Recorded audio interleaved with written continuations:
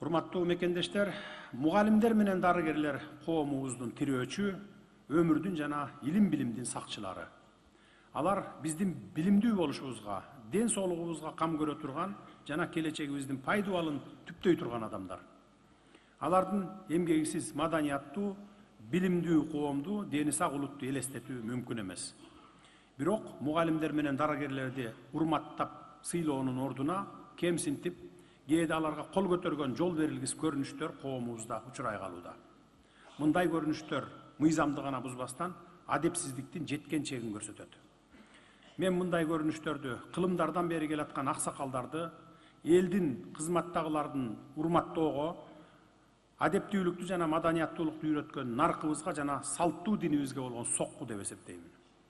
Мындай жосунсуз жоруктарга жол бербешибиз керек. Мекенге кызмат кылгандарды сыйлагыла, коргогула, урматтагыла деп ар бир кыргыз жаранына кайрылып кетер элем. Эгерде кимдир бирөө аларга карата зөөкүрдүк кылып, кемсинтүүчү мамиле жасаса, анда ал бүтүндөй коомго, адеп абийирге жана мыйзамга каршы иш кылган болот.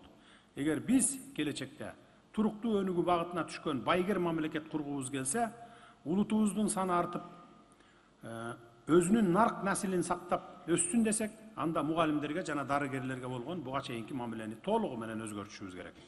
Мындан ары мамлекет мугалимдер менен дарыгерлердин коопсуздугун камсыз кылуу үчүн тиешелүү чечимдерди кабыл алабыз.